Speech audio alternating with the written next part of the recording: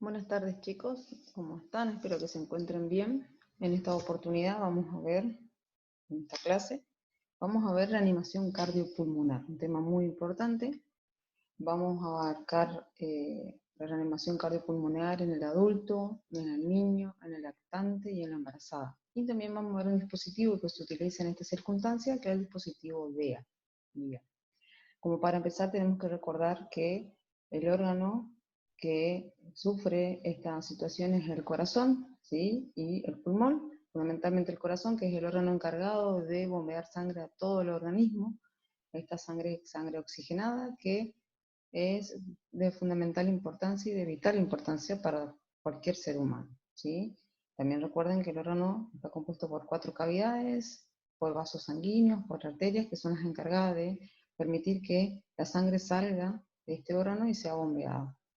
El corazón cuenta con 4 cavidades, como le dije, 2 aurículas, 2 ventrículos, ¿sí? Que es por donde va transitando la sangre. Bien. ¿Qué podemos decir de la reanimación cardiopulmonar? Antes de empezar vamos a definir qué es el paro cardiorrespiratorio, que es la interrupción brusca, inesperada y potencialmente reversible de la circulación y la respiración espontánea. ¿Sí?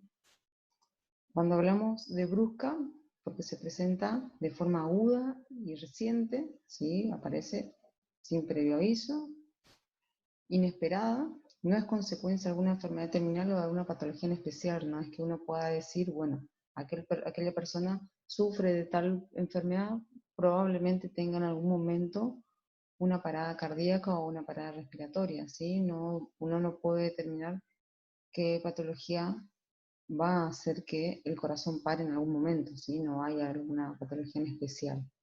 Y potencialmente reversible, siempre y cuando que se realicen las maniobras lo más rápidamente posible, se da la posibilidad de que esto se revierta, ¿sí? Siempre que uno le aplique la forma correcta la técnica, ¿sí? Que ahora la vamos a ver cómo es. Definición de reanimación cardiopulmonar, ¿sí? La reanimación cardiopulmonar es un conjunto de maniobras realizadas para reemplazar la función cardíaca y respiratoria de una persona que está en paro cardiorrespiratorio, ¿sí? Que está inconsciente, que no respira con normalidad y no tiene pulso, con el objetivo de recuperar las funciones cerebrales completas, ¿sí? Cuando uno hace estas compresiones a uno de los órganos de fundamental importancia que está enviando sangre es al cerebro, ¿sí? El cerebro necesita esta sangre para poder seguir funcionando, también a otros órganos a otros órganos también que son importantes, pero el cerebro es un órgano de fundamental importancia y de vital importancia, ¿sí? Entonces, con estas compresiones lo que hacemos es enviar sangre a los órganos blandos, a los órganos de principal importancia y de vital importancia más que nada, ¿sí? ¿Qué debo considerar cuando voy a decidir o voy a reiniciar maniobras de reanimación? ¿Sí? Primero que, como todo, como habíamos visto en la clase anterior, es garantizar la seguridad, en este caso yo reanimador y de mi víctima, ¿sí? Tengo que garantizar de que no se corre riesgo. Pedir ayuda, que es fundamental, en estas circunstancias es fundamental pedir ayuda, buscar respuesta de la víctima, que ahora vamos a ver cómo la vamos a aplicar, abrir las vías aéreas y mantenerla permeable, como ya lo habíamos visto en la anterior clase, la técnica frente mentón, ¿sí? Que es fundamental importancia, valorar la ventilación, si es que existe o no, y aplicar el RCP en caso de que no exista ninguna de las respuestas que habíamos visto en la clase anterior, que cuando valoramos a una víctima, valoramos 3 constantes vitales, ¿sí? El estado de conciencia, que me responda o no a la víctima, que exista pulso o no, y que respire o no, ¿sí? Esas son las constantes vitales que uno evalúa en primer término, ¿sí? Y de forma rápida. Bien, aspectos básicos a tener presente, acá también, como le había dicho en la última clase, siempre se aplica el PAS, que es de fundamental importancia. Este principio se aplica en todo momento, es proteger, avisar y socorrer. Vamos tanto a protegerme yo rescatador, y voy a proteger a mi víctima. Antes de actuar debemos tener la seguridad de que tanto la víctima como nosotros no corremos peligro, que en el lugar donde vamos a iniciar la maniobra RCP no hay riesgo, ¿sí? Siempre es fundamental. Y si hay riesgo, ver cuáles son estos riesgos y poder disiparlo o si es necesario mover a mi víctima para poder evitar que estos riesgos en algún momento se presenten, ¿sí? Evaluar la seguridad de la escena constantemente, hay que evaluar, ¿sí? Antes de iniciar y durante, ¿sí? Para que no se presente alguna circunstancia que pueda ponernos en riesgo la vida. ¿Qué hago primero? Ya dijimos, verificar a la víctima, solicitar ayuda e iniciar las compresiones. Cuando uno decide o toma la decisión de reiniciar esto, lo que va a activar es una cadena de supervivencia, que esta cadena consta de 5 eslabones. Hago la aclaración, pueden encontrar en algunas bibliografías un eslabón más o un eslabón menos, pero básicamente son 5. Y la cadena de supervivencia se refiere a una serie de pasos a seguir ante una víctima que está padeciendo una situación de emergencia sanitaria. Pero puede ser, en este caso, un ataque al corazón o una parada cardiorrespiratoria, ¿sí? La realización correcta de estos pasos hará que la posibilidad de supervivencia de la víctima sean mayores, que los daños y las secuelas que se puedan llegar a ocasionar por esta parada cardíaca disminuyan en un porcentaje importante, ¿sí? Siempre y cuando uno los aplique de forma correcta. Bien, algo que tienen que tener en cuenta y es importante, y por eso es importante esta técnica para ustedes que la van a aprender y también transmitirla a los demás, al resto de su entorno, que cada minuto que se retrasa en el RCP, la probabilidad de supervivencia disminuye un 10%, ¿sí? Entonces es fundamental esta técnica, que todas la sepamos, para poder aplicarla en cualquier circunstancia. Bien, es fundamental actuar sin demora, contratar, como dije al principio, la inconsciencia, que el paciente no responde ni a estímulos físicos ni verbales, como habíamos visto en la clase anterior, activar el sistema de emergencia, el 911 o el 107, realizar las maniobras y utilizar el desfibrilador externo en caso de que tengamos a mano. Bien, primeramente lo que vamos a hacer es arrollarnos al lado de nuestra víctima y buscar algún tipo de respuesta, como habíamos visto en la clase anterior, estimular de los hombros y estimular al señor qué le pasa, si se encuentra bien, y vamos a ver si me responde o no. Si no me responde, obviamente voy a pedir ayuda lo más rápidamente posible, si hay alguien más cerca mío, o hay varias personas en ese momento, o esto sucedió, no sé, en mi casa, con algún familiar, entonces voy a asignar a algún familiar determinado que active el sistema de emergencia, ¿sí? Voy a señalar a alguien y voy a ordenar que llame al sistema de emergencia, ¿sí? Siempre, acuérdense, es importante indicar a quién, indicar a una persona en especial que haga esa llamada. Bien, el sistema de emergencia va a recibir el aviso y hay que avisar como sea para que puedan venir a asistirnos, ¿sí? Que tengan los elementos, y en ese aviso nosotros vamos a informar de que estamos en presencia de una persona que está en parada cardiorrespiratoria, ¿sí? Eso es importante que avise. Bien, el sistema RCP lo que hace es activar lo que es la circulación, la vía aérea y la ventilación. Bien, como dije al principio, me voy a arrollar al lado de la víctima, voy a estimular, si no encuentro respuesta, voy a evaluar si hay presencia de pulso, ya sea en la arteria carótida o en la radial, en cualquiera de las dos. Si no hay pulso y no respira, voy a iniciar. ¿Cómo voy a iniciar? Voy a colocar el talón de una mano en el centro del pecho, ¿sí? A nivel del esternón, donde se unen las costillas, ¿sí? No muy por debajo, porque por debajo está el apéndice cifoide, sino entre medio de los dos, entre la unión de ambas costillas y el esternón. Coloco el talón de la primera mano por encima de la otra, no importa, o sea, si uno es diestro o zurdo, o se maneja mejor con la derecha, o se maneja mejor con la izquierda, eso es indiferente. La idea es acomodar las manos una por encima de la otra, entrecruzarla entre los dedos, y de esa forma poder iniciar las compresiones. Cuando hablamos del talón de la mano, hablamos de esta zona, de esta región, ¿sí? Que es la que tenemos que apoyar en la zona esternal, ¿sí? Para poder iniciar las compresiones. La posición de la mano, ya les dije, independientemente de derecha, izquierda o izquierda, derecha, arriba, eso es indiferente, cualquiera de las dos, puedo ubicarla. Y puedo ubicar entrelazando los dedos o una mano encima de la otra, ¿sí? Para poder iniciar las compresiones. Que voy a tener en cuenta que cuando me acomodo en esa posición y acomodo la mano, los brazos deben estar rígidos, extendidos, no flexionados, porque al flexionar los brazos lo que lo que no voy a lograr es hacer la compresión correcta, ¿sí? Entonces, brazos extendidos, espalda recta, piernas rectas, y con el peso del cuerpo hago las compresiones en ese lugar, ¿sí? Eso deben saberlo porque se utiliza el peso del cuerpo para poder hacer las compresiones, ¿sí? Brazos rectos, espalda recta, piernas rectas, ¿sí? Bien al lado de la víctima. Y buscar el punto donde se unen las costillas con el esternón, y ahí es el lugar donde debo hacer las compresiones. Sí, acá nuevamente la posición de las manos, una encima de la otra o una entrelazada, zona esternal, brazo extendido, espalda recta, rodilla recta, y hago las compresiones. ¿De cuántos centímetros? De 5 centímetros en el adulto, ¿sí? Compresión y relajación. Entre cada compresión debo dejar que el esternón vuelva a tomar su posición normal y volver a comprimir. Obviamente esto lo hago de forma rápida, ¿sí? Son cuestiones de segundos. Entre que uno haga una compresión, permite la expansión y vuelve a iniciar la siguiente compresión, ¿sí?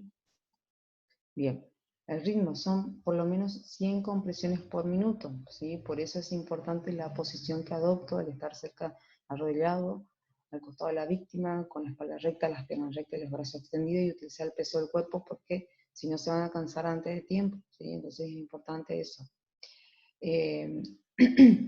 Si el rescatador debe realizar ventilaciones, se deben hacer 30 compresiones y 2 ventilaciones. Esa es la.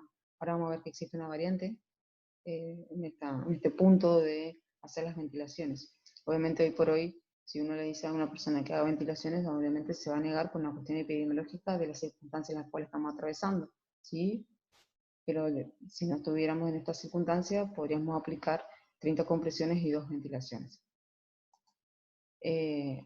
Nuevamente, 30 compresiones torácicas, 2 ventilaciones, 100 compresiones por minuto, en el adulto una profundidad de 5 centímetros, dando tiempo a la compresión y descompresión del tórax, ¿sí? También voy a corroborar vías aéreas, como la maniobra frente-mentón, para ver que no haya obstrucción de las vías aéreas, ¿sí? Y las ventilaciones no deben demorar más de 5 segundos. Estas son cuestiones de segundos, ¿sí? Si no tengo la habilidad de hacer esta maniobra, hago las compresiones. Bien, esto es lo que le estaba hablando. La Asociación Americana de Cardiología en su momento había hecho cada tanto, hacen cada 3 o 4 años, si mal no recuerdo, una revisión de algunos aspectos de lo que es la reanimación, entre otras cuestiones cardiológicas, y habían hecho algunas variantes, y habían explicado también en su momento que si uno no tiene la destreza o el entrenamiento suficiente para aplicar las maniobras la maniobra de RCP entre ventilación y compresión, lo importante es hacer compresiones de forma constante, ¿sí? No dejar de comprimir el tórax. Recuerden que con cada compresión lo que estamos haciendo es un reemplazar la función cardíaca y bombear sangre al resto del cuerpo, del organismo, ¿sí? Entonces, esto para que lo tengan en cuenta. Bien, si no puedo o no quiero hacer respiración boca a boca, lo importante es hacer las compresiones torácicas de forma constante. Practicamos. Acá les dejo un link. A ver, vamos a ver si podemos ver rapidito de cómo es, que seguramente ustedes ya lo vieron. En su momento han salido una serie de videos en el cual nos explicaban la frecuencia en el cual hacíamos. Sí, vamos a ver este video, que es sencillo, cortito, de cómo aplicar esta maniobra y sobre todo el ritmo, ¿sí?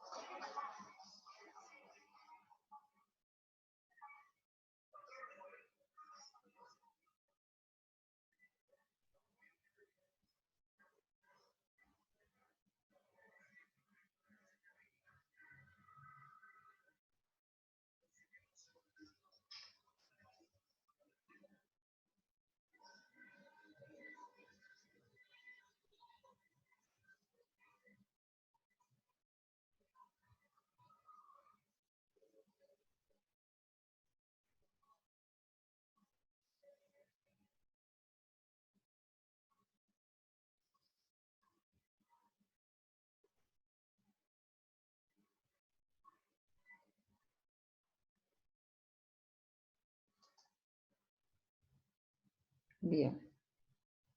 Bien. Después que vean este video, vean claramente cómo es el RCP, como dice en el video, únicamente con las manos a un ritmo, que en este caso es la música la que lleva el ritmo de las compresiones, ¿sí? Así que esto lo pueden mirar varias veces. Es fácil, sencillo. Hay otros videos también interactivos que indican el ritmo de las compresiones torácicas. Así que esto lo miran, les dejo el link para que lo puedan volver a mirar. Y lo puedan pasar a los demás si quieren. Bien, siguiendo. ¿Cuándo uno va a parar de hacer el RCP? ¿Sí? Cuando la víctima retorna a los signos vitales, respira, tiene pulso, tiene movimiento. Cuando llega el DEA y se puede utilizar, y ahora vamos a ver en qué caso se utiliza el DEA o cuáles, ¿no? Cuando llega el sistema de emergencia o de entre las personas que están ahí alrededor, alguien más sabe hacer el RCP, entonces no puede reemplazar.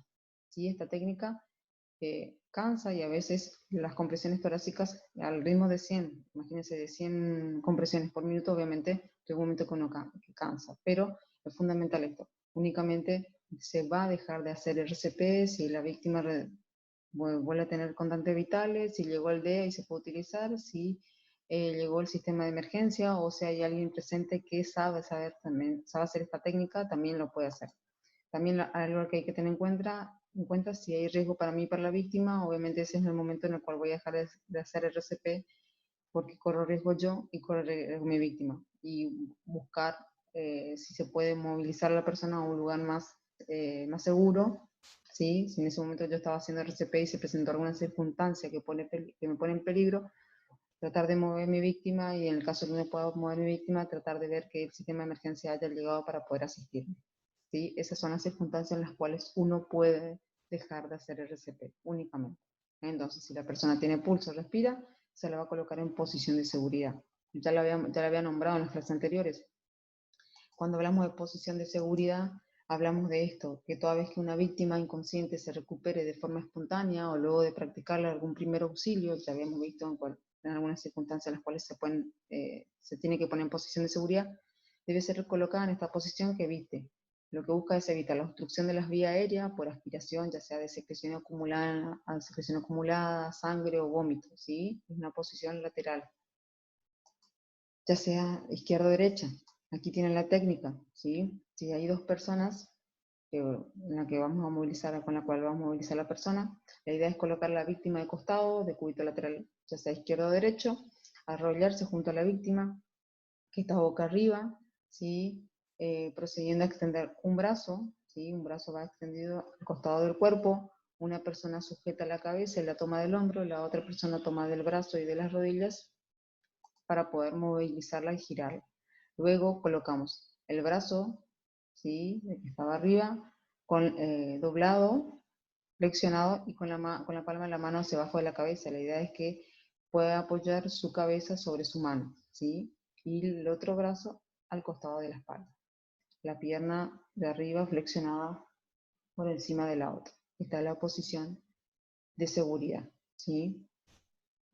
Que una vez que yo coloque en esta posición de seguridad a mi víctima, voy a seguir controlando que sigan estando en las constantes vitales, ¿sí? Que siga respirando y siga teniendo pulso. Puede recuperar la conciencia como no, ¿sí? Pero es fundamental que sigamos controlando pulso y la respiración hasta que llegue al sistema sanitario, ¿sí? Bien, si estoy solo también lo puedo hacer.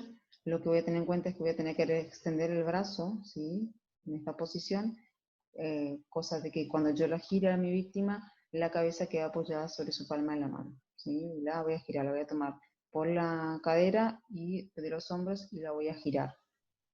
Pierna de arriba flexionada, esta mano debería estar debajo de la cabeza, ¿sí? Para que la víctima pueda apoyar su cabeza sobre su mano. Bien, recomendación a tener en cuenta. Se recomienda cambiar de lado cada 20 minutos si es que puedo y es que me animo, si no, no es necesario, ¿sí? En el caso de la embarazada, en el caso que tenga una víctima que sea embarazada, siempre se recomienda colocar del lado izquierdo, ahora vamos a ver por qué. Evite la manipulación innecesaria y regule la presión al tomar las distintas partes del cuerpo. Si cuando la voy a girar la tengo que hacer con cuidado, no girarla de forma brusca, porque puedo provocar alguna lesión. Ante la duda, si no sé, no me acuerdo, no sé cómo hacerlo o estoy muy inseguro, dejo a mi víctima, no movilizo y espero que venga la ayuda o alguien que sepa y me pueda ayudar a movilizarlo, ¿sí?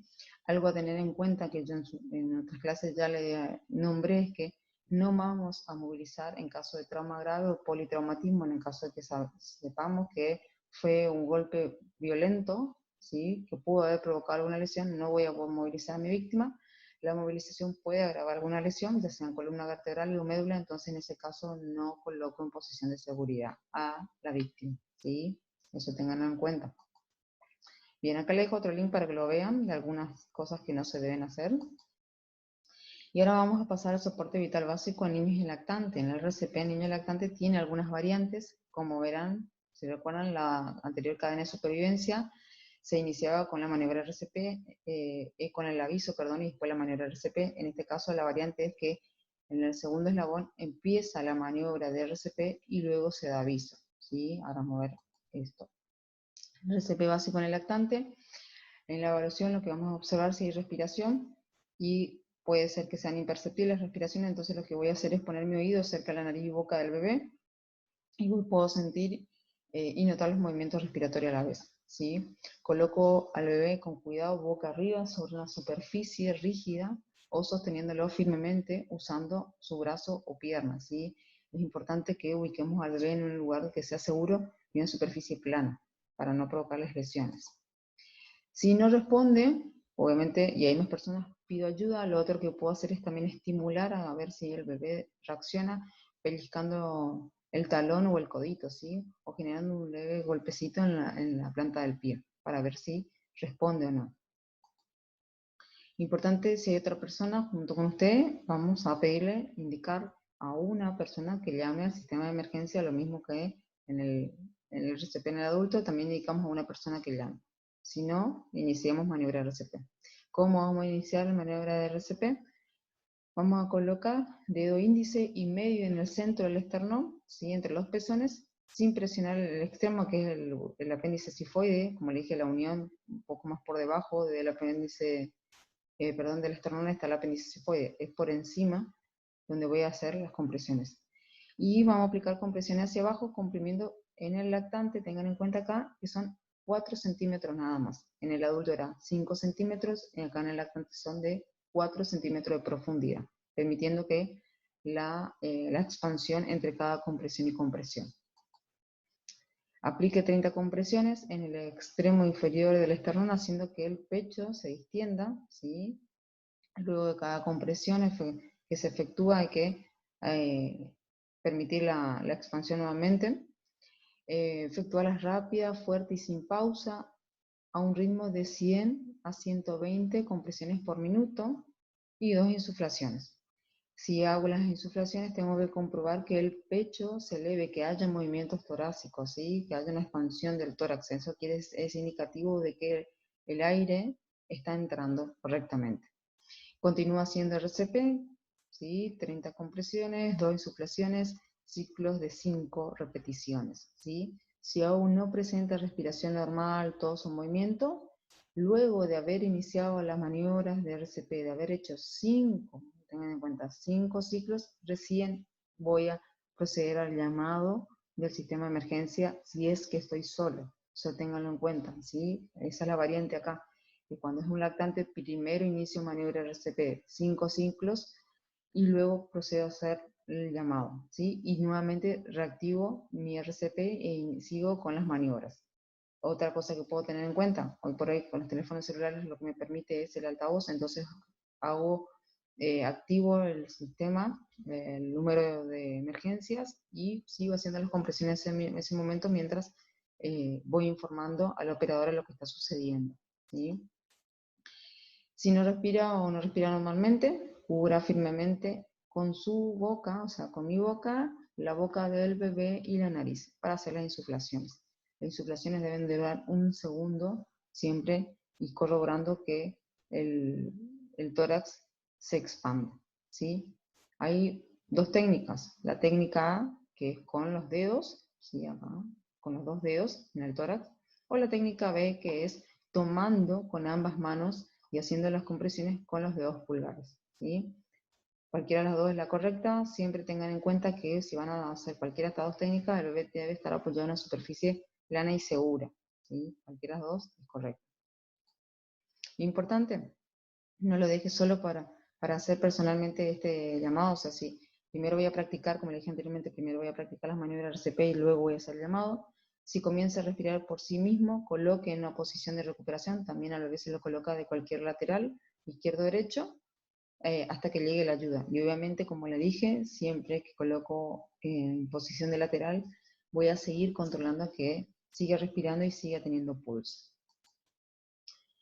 Lo mismo acá nuevamente, brevemente, compresiones, 30 compresiones de insuflación en un ritmo de 100 latidos por minuto. La profundidad en el lactante es de 4 centímetros, y en el niño, que en el niño mayor a 7 o 8 años, ya son, como en el adulto, de 5 centímetros cada compresión.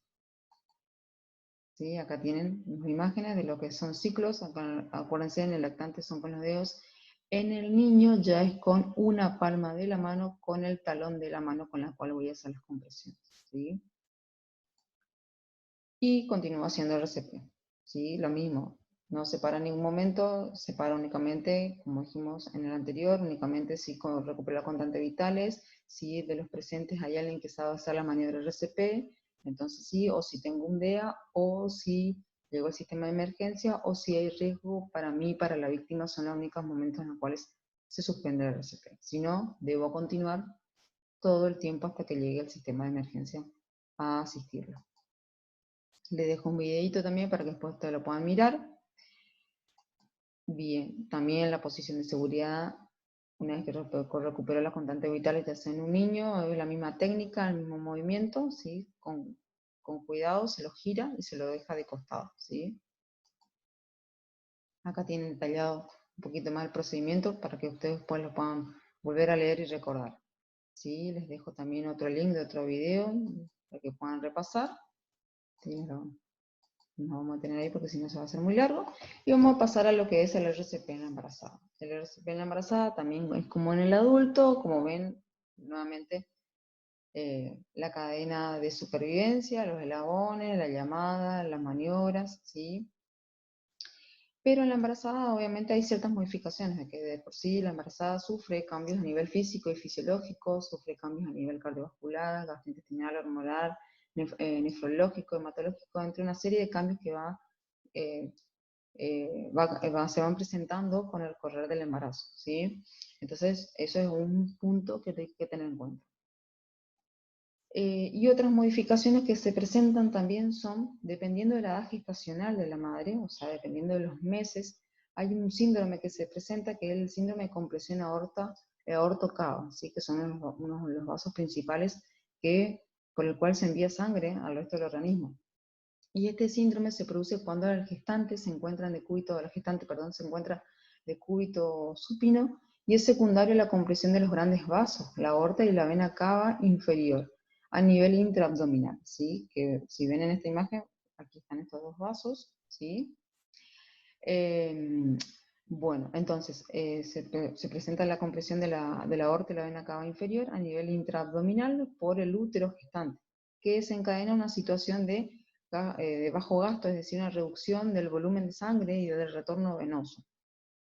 Y esto se presenta cuando la madre supera las 20 semanas de gestación, ¿sí? Porque recuerden que una embarazada, un bebé, lo que hace es ocupando el espacio de la cavidad abdominal de la madre, entonces los órganos se van haciendo a un costado para dar lugar a este bebé. Entonces es importante tener en cuenta esto, que embarazadas a partir de las 20 semanas de gestación, o si nosotros vemos una gestante que tiene una panza bastante importante, ¿sí? Podemos prescindir o podemos intuir que es un embarazo avanzado. Tenemos que tener en cuenta que se va a presentar este síndrome de compresión, y lo que va a hacer es que el retorno sanguíneo sea más lento o que se reduzca, ¿sí? Entonces la sangre no fluye con total normalidad como lo haría en una persona que no está embarazada. ¿Sí? Eso es para que lo tengan en cuenta, que se puede presentar. Si vemos esto, una embarazada, una gestante que tiene una panza bastante grande, lo que vamos a hacer es una modificación en la técnica antes de iniciar la maniobra RCP. ¿Qué va a hacer? Es colocar a la madre en el cúbito lateral izquierdo, ¿sí? Para poder permitir que el bebé se haga a un lado, entonces permita que el flujo de sangre y el retorno venoso sea más sensible. ¿Cómo lo vamos a hacer si estamos solos? Vamos a colocar, si esto se presenta en la calle, vamos a buscar un buzo, una mochila, algo que podamos colocar en la espalda de la mamá, ¿sí? Para poder permitir que el bebé se corra hacia un lado, ¿sí? Si hay alguien más, lo que podemos hacer es pedirle que coloque sus rodillas, sus piernas debajo de la gestante, ¿sí? Obviamente, tengo que corroborar que esto no lastime a la mamá, y entonces antes de iniciar la maniobra RCP. O lo otro que puedo hacer es pedirle a una persona que corra levemente al bebé hacia el lado contrario, ¿sí?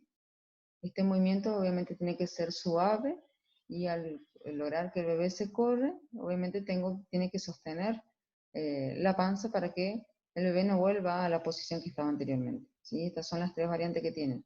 Coloco un objeto, o buzos, o una mochila, o algo que no lastime a la mamá debajo de la espalda, o pido a alguien que se coloque sus piernas debajo de su espalda, o pido que corra al bebé hacia el lado contrario, el lado izquierdo, para permitir que haya mejor flujo de sangre, ¿sí?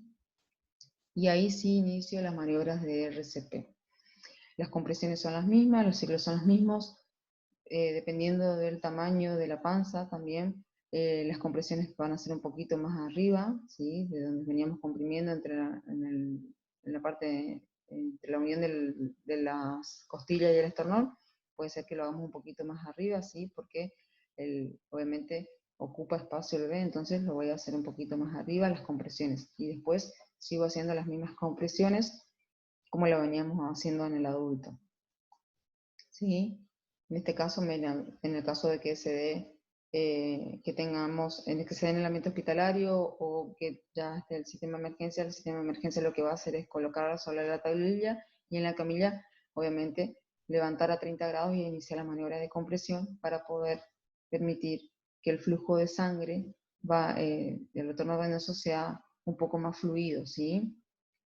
Recuerden que si no, el bebé está comprimiendo lo que es los vasos más importantes, y entre cada compresión y compresión, obviamente el flujo de sangre no va a ser lo mismo si la víctima está en el cúbito dorsal, porque va a estar comprimiendo el bebé esos vasos, ¿sí? Entonces es fundamental en la embarazada tener en cuenta esto, que siempre se la debe lateralizar hacia el lado izquierdo para permitir el flujo de sangre, ¿sí? Eso es importante en la embarazada. Después se hacen las maniobras de compresión, como las veníamos haciendo en el adulto, ¿sí? En todo momento, lo mismo que en el adulto, no se para en ningún momento bajo la circunstancia únicamente de que haya llegado al sistema de emergencia, la mamá haya recuperado pulso y frecuencia respiratoria, o el estado de conciencia, o alguien también sepa hacer esta técnica, ¿sí? Entonces, sí, esas son las circunstancias en las cuales, o los motivos en los cuales uno va a dejar de hacer el RCP. O el otro motivo es que corramos riesgo yo socorrista y la mamá, ¿sí? Entonces esos son los momentos únicamente en el cual el RCP va a dejar de hacerse. Si no, se tiene que seguir haciendo en todo momento, ¿sí? Hasta que llegue el sistema de emergencia. Bien, visto esto, lo otro dispositivo que nos puede llegar obviamente el sistema de emergencia va a traer o que puede estar disponible dependiendo en el lugar en el cual nos encontremos, que es el desfibrilador. Sí, el DEA, el desfibrilador externo automático, que es un dispositivo eléctrico, batería, portátil, que lo que nos permite hacer un diagnóstico y puede potencialmente revertir y restablecer el ritmo cardíaco efectivo cuando el paro cardíaco es producido por una arritmia grave. Tengan en cuenta esto, ¿sí? Que uno cuando coloca las paletas sobre el tórax del paciente, en este desfibrilador lo que hace es un diagnóstico rápido para ver si hay o no ritmo cardíaco. Y si no hay ritmo cardíaco, el mismo día nos va a pedir que sigamos con las compresiones torácicas. La descarga únicamente eléctrica se hace cuando hay, como dice acá, alguna arritmia grave, o sea, cuando hay presencia de ritmo cardíaco, cuando el corazón está mandando flujo, pero no de la forma correcta porque su ritmo no es el normal. Entonces, es el único momento en el cual el DEA va a hacer la descarga. Si el DEA no detecta, ¿sí? Frecuencia, no detecta ritmo cardíaco, automáticamente nos va a pedir que sigamos haciendo las compresiones, hasta que en algún momento nosotros dejemos hacer unos segundos las compresiones y el DEA vuelva a hacer ese diagnóstico, y si es que ve que hay presencia de ritmo cardíaco, va a hacer la descarga, y si no hay, nos va a volver a pedir que sigamos haciendo las compresiones. Eso es importante que lo tengan en cuenta, ¿sí? Porque muchas veces puede pasar que le van a conectar y vamos a decir, pero no descarga, no funciona. No es que no descarga o no funciona el DEA, sino que el DEA únicamente hace la descarga cuando hay ritmo cardíaco, y este ritmo cardíaco no es el normal, ¿sí? Bien, ¿el qué hace? La desfibrilación consiste en emitir un impulso de corriente eléctrica continua al corazón para tratar que el mismo retorne a su ritmo normal. Vuelvo a decir, lo hace únicamente cuando hay algún ritmo y no es normal, ¿sí? Bien, ¿cómo se usa en el caso de asistir a una víctima de paro cardíaco y se puede conseguir un DEA? Lo vamos a colocar mientras un reanimador hace el RCP, obviamente sigue haciendo las maniobras, y hay otra persona, la otra persona es la que va a preparar el DEA, ¿sí? El DEA trae 2 paletas que en cada paleta indica dónde va cada una ubicada sobre el tórax del paciente. Se enciende y se sigue las instrucciones. El DEA nos va a ir indicando lo que tenemos que hacer. Si indica una descarga, lo primero es asegurarse que nadie esté tocando a la víctima, ¿sí? Y luego vamos a pulsar este botón que dice descarga, ¿sí? Es importante que nadie toque a la víctima durante eso, porque es una corriente eléctrica la que se va a transmitir. Y si yo estoy tocando a la víctima, probablemente esa corriente eléctrica me llegue a mí, ¿sí? Entonces es fundamental que nadie esté tocando a la víctima. ¿Dónde encuentro el DEA? Se puede encontrar en lugares de concurrencia masiva, como en estadios, clínicas, aeropuertos, terminales de transporte, ¿sí? Siempre debe haber algún DEA en estos lugares, ¿sí? Para que ante cualquier circunstancia se pueda utilizar. Y acá tenemos un DEA. El DEA también tiene un botón de encendido, tiene unas conexiones, ¿sí? Unos cables que trae cada parche, y si uno mira, cada parche indica dónde debe ir posicionado sobre el tórax del paciente. Es fundamental que lo sepan. Si creo que no sé cómo se coloca, no recuerdo en ese momento, miro las paletas, ¿sí? Y en las paletas el dibujo me va a indicar dónde tengo que acomodar cada una de ellas, ¿sí? Tiene una pantalla donde en esa pantalla se va a visualizar si hay o no actividad eléctrica, ¿sí? Me va a indicar si hay algún ritmo o no. Tiene un altavoz en el cual me va a indicar que sí hay ritmo y que sí va a hacer la descarga, o que no hay ritmo y que necesito reactivar mis compresiones, ¿sí? Así que este altavoz, por ahí va a salir las instrucciones del DEA. En el caso que me diga que hay que hacer una descarga, en este lugar se encuentra el botón de descarga, ¿sí? Es donde yo voy a comprimir o presionar cuando esté todo listo como para poder hacer la descarga eléctrica, teniendo en cuenta que no tiene que haber nadie tocando a la víctima, ¿sí? Eso es fundamental que lo recuerden. Me traen un DEA y no me acuerdo cómo se utilizaba, porque en ese momento el nerviosismo, la ansiedad, lo que fuese. Recuerdo que tengo un botón de encendido, tiene 2 paletas, en cada paleta está la indicación de cómo va la ubicación. Una vez que están ubicadas las paletas, el DEA me va a indicar qué debo hacer, ¿sí? Si debo reactivar mis compresiones o es necesario hacer la descarga para que el corazón vuelva a tomar su ritmo normal. Bien, hasta aquí es todo, ¿sí? Hemos visto este tema que es muy importante, sumamente importante, así que por favor vuelvan a verlo, vean los links de los videos. En cada video hay las técnicas explicadas claramente, cómo se tiene que aplicar el RCP y el DEA, así que por favor mírenlo, y una vez que ustedes estén seguros y lo tengan bien incorporado, esta técnica deben transmitirlo a todos, ¿sí? Familiares, amigos, primos, porque es de fundamental importancia y es sumamente importante que todos lo sepamos. El RCP salva vidas, así como dice el video, así que por favor, véanlo. Cualquier duda, consulta, comentamos en el video y sacaremos las dudas o cualquier cuestión que no haya quedado claro, no duden en preguntar, ¿sí? Nos vemos la próxima.